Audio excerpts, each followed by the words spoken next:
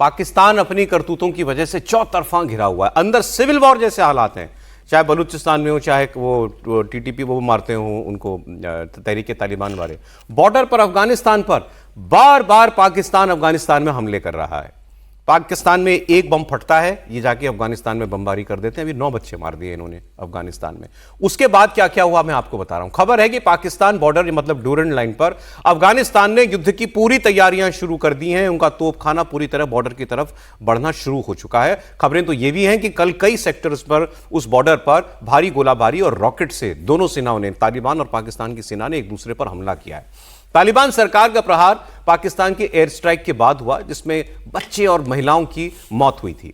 अफगानिस्तान के जो प्रवक्ता हैं सेना की सरकार के, उन्होंने कहा इस्लामी तरीके से जवाब देंगे। सैन्य वाहन बॉर्डर की तरफ मूव करना शुरू हो गए हैं, लेकिन पाकिस्तान अब भी मान रहा है कि अफगानिस्तान उसका कुछ बिगाड़ नहीं सकता। लेकिन पाकिस्तान के रक्षा मंत्री ख्वाजा आसिफ ने एक और बात कह दी कि पहले कहते थे कि हमारी बातचीत हो रही है, देखें तुर्की भी करा रहा है बातचीत, हमारी कतर भी करा रहा है। अब इन्होंने कहा कि हमने तालिबान से अच्छाई की उम्मीद छोड़ दी है।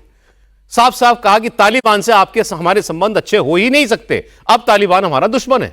4 साल में माहौल बदल गया, हालात बदल गए। खुद ही कह रहे हैं कि मैंने तो वेलकम किया था जब ये सत्ता में आए थे 4 साल पहले। आज कह रहे हैं मैं दूर दूर तक इनसे किसी अच्छाई की उम्मीद नहीं है।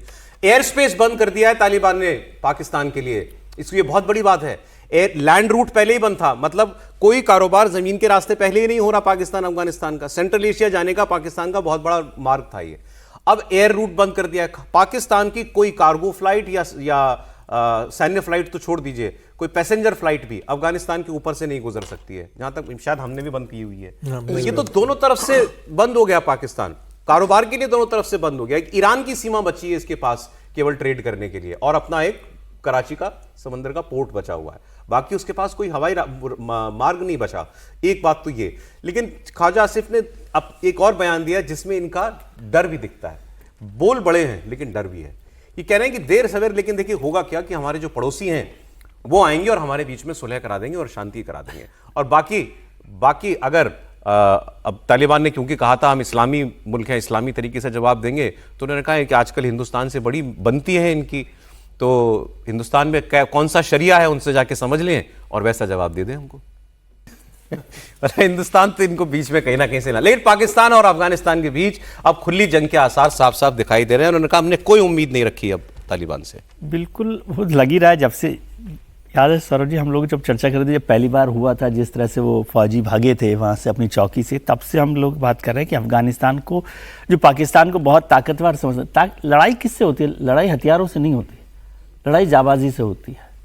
आपके क्या दिमाग में क्या है, किस बात के लिए आप लड़ना चाहते हो, वो लड़ाई वहाँ पर पाकिस्तान नहीं लड़ सकता।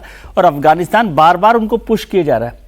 डूरन लाइन का तो आप तो आजकल चर्चा भी नहीं कर रहे, प्रोफेसर साहब भी नहीं कर रहे। पहले डूरन लाइन बोलते थे हम, डूरन लाइन कहाँ गायब हो गई? वो पहले भी नहीं थी। पाकिस्तान वो तालिबान ही नहीं मानता, तो तालिबान नहीं मानता। पाकिस्तान को पता नहीं है कि कहाँ तक वो घुस आए, कहाँ ये जंग होगी, ये खुली जंग होगी, खुली जंग होगी। ओके, और इसीलिए उनको फिर हिंदुस्तान भी याद आ रहा है कि अब यदि जंग की कोई बात हो गई तो फिर वो कहेंगे देखो हिंदुस्तान इसमें दखल दे रहा है, ये सारी बात। इसमें एक ये जो उन्होंने बात कही ना कि हिंदुस्तान में कौन सा शरिया है जो ये कह रहे हैं, उनसे समझ रहे हैं, ये एक किस्म की ये एक इमोशनल ब्लैकमेल भी है। वो इस्लाम को लेकर, दोनों इस्लामी देश, इस्लामिक कंट्री के उसको लेकर एक इमोशनल वो कनेक्ट किया जा रहा है कि रिलीजियस लेवल पर। कल मैंने एक बात तालिबान के लिए कहीं पढ़ी, किसी ने लिखा था कि तालिबान का इतिहास उठा के देख लो आप। ये बात ठीक है, हम कोई तालिबान के फैन नहीं है, तालिबान जो करता हम सब जानते हैं, लेकिन तालिबान को थकाया जा सकता है, हराया नहीं जा सकता।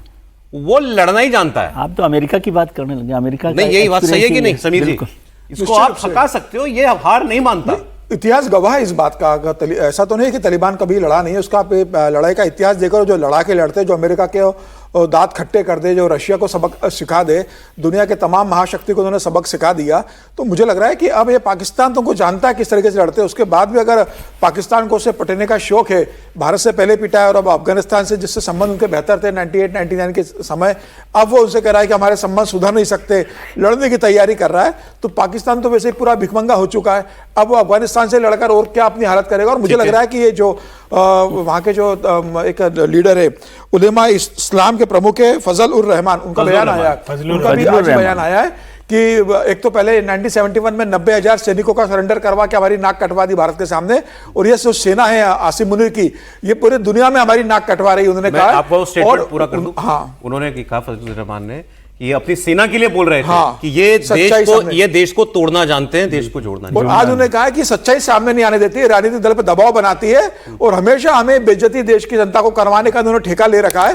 और बहुत गुस्से पे उन्होंने अपनी सेना के ऊपर बेइज्जती आक्रमण क्या? किया है। उन्होंने कहा 90,000 हमारे सैनिकों का सरेंडर एक हिंदू के सामने कराया। नाक कटवा ये दी। पूरा बयान, ये बयान एक हिंदू के सामने सरेंडर कराया था हमारी सेना ने, और आज हमारी तक हम उभर नहीं बेइज्जती पाए कराई उससे। थी। उन्होंने आगे उसी भी में ये कहा था कि सेना को छोड़ के कुछ जो ये राजनीति के लोग हैं, पॉलिटिकल लोग हैं, इनको जरा आगे रखें तो कुछ